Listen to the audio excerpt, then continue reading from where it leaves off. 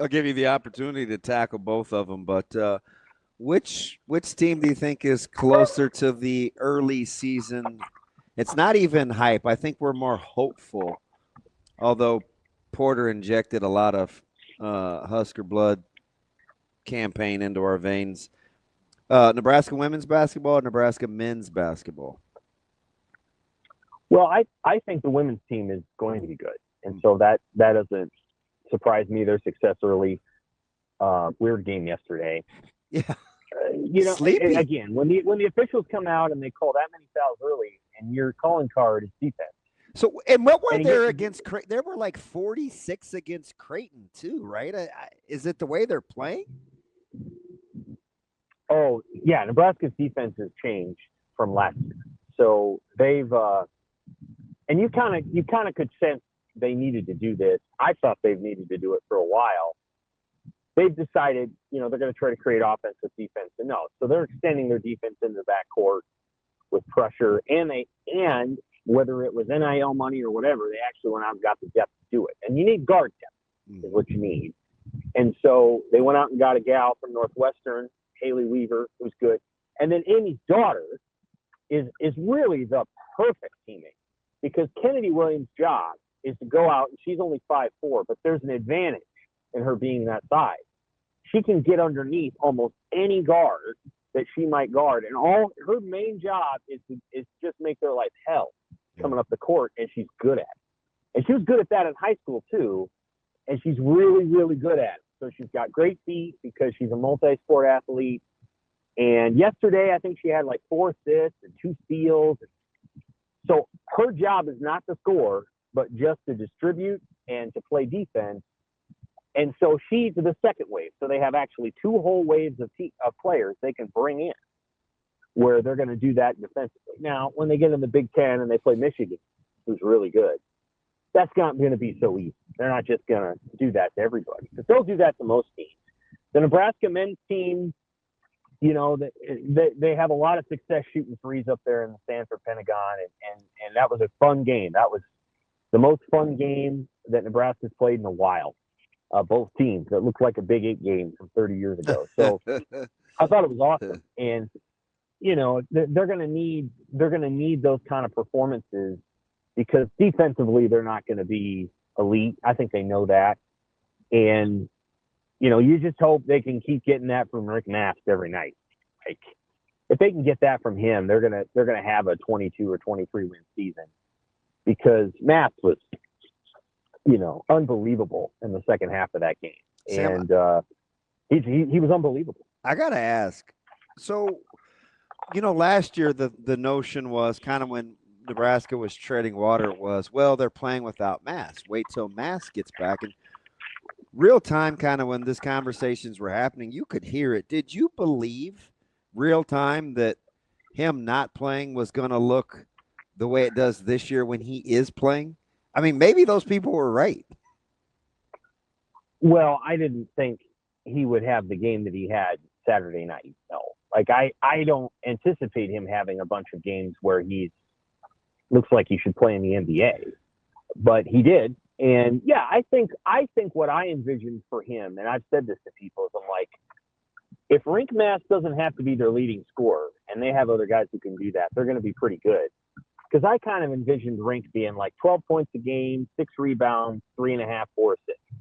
So like being a really good player, but not having to carry them from a scoring perspective. If he scores like that and shoots like that, like he did that in the exhibition game against, I can't even remember, BYU. If he's doing that all season long, they're going to be really good because Stanford already does that. And then they have other guys that can go score too. And if Mast is playing like that, it just makes it very, very hard to guard them because he's 6'10" and Stanford is 6'9", and you can't guard them both equally. You can't double both of them. So if he's able to do that and he plays like that, I think they're going to be very, very good. Now their schedule is very, very hard. So once you get past the non-conference, they play New Mexico, and then they play, I don't know, Kansas State or Mississippi State. Probably Mississippi State if they win against New Mexico. Their Big Ten schedule is very, very hard. So there's no guarantees there. They could go 9-11 in the Big Ten and make the NCAA tournament, and it wouldn't surprise me if that's the case. They're going to have to pack a lunch to win in the Big Ten because Big Ten's it's pretty good, not great, but pretty good. Well, I mean, they could have 3 teams in the top 10 with Purdue, Illinois, and Michigan maybe. Yeah, I'm surprised Michigan's ranked as high as it is. But that said, they're never great against the upper tier. They usually go and snag one. So they'll beat. They probably won't beat Purdue, but they'll go and beat Illinois.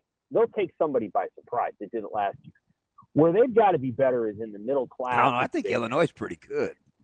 They are. That's my point. Yeah. Is that they beat Illinois last year. They'll take one of those, but they'll finish like 1-3 or 1-4. Like they'll lose to Michigan State like they always do. But they've got to do better against the middle class of the league. That means you got to go get one against Iowa. You got to go get one against Wisconsin. You have to go get one. You got to beat Ohio State, right? Yeah. Right. Yeah. So because I think even they've started out 4-0. Now I think their best. I think Notre Dame is probably the toughest team they played, but Indiana looks much improved. They're well coached. Right. Like the league is. I don't know. It's good. It's good. And the middle class of the league is what you're going to watch because that's where Nebraska wants to be. I think I did the expenses last year and I'll do them again in January. Nebraska's like Troy Dannon told Tom Schuttel. They're about middle third in terms of expenses. They're not last. They're not at the bottom. So there's some teams that aren't spending very much money, including Minnesota. But they're kind of in the middle third and they need like Maryland's not great. So go beat Maryland. Like they're not. That's not a great team. They lost to Georgetown, beat Marquette. So you gotta find a way to beat the middle class of the league and get to 21 or 22 wins, and then go knock the door down in the Big Ten tournament. Again, if Mast is this good as a scorer and he's playing this well, then maybe you up the expectations a little bit because I wasn't anticipating him being an 18 point a game scorer, and right now he's playing like that's what he's gonna be. Mm. Yeah, Sam, you have to. He's gonna get fouled. Which, by the way, it seemed like a high number. You're talking about how clunky the women's game was. That's 85 fouls called between Creighton and North Dakota State. Yeah, 85 total in those games. Like whistles were blowing a lot.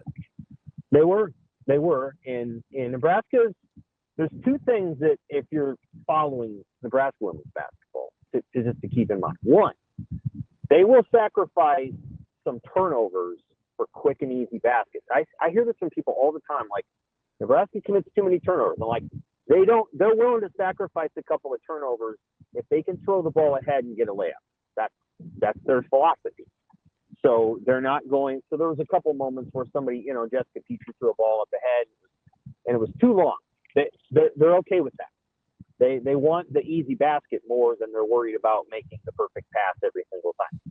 The other thing is now they're going to be willing to trade some fouls for steals because they have the depth. Now that may change if a couple players get hurt, but at the moment they have Britt Prince and Haley Weaver and Callan Hake in the first wave, and then they have Logan Nisley, Claire Johnson, and Kennedy Williams in the second wave. So long as they can have 6 guards that are constantly flowing in the game, then they will trade a couple of fouls for steals and easy baskets.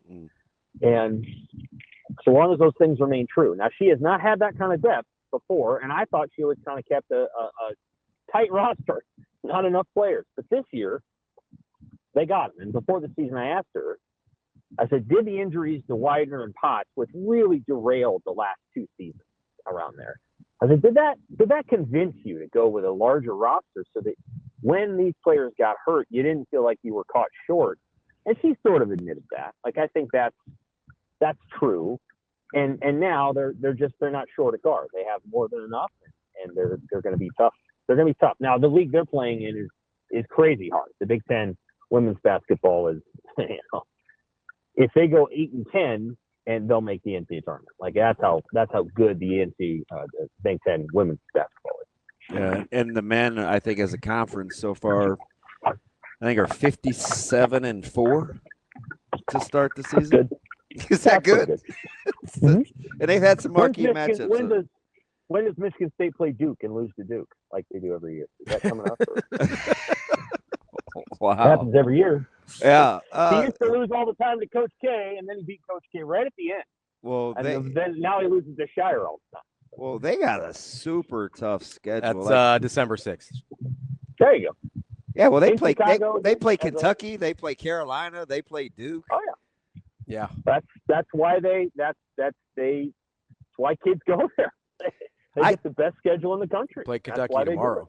Listen, from the 18th to the 6th.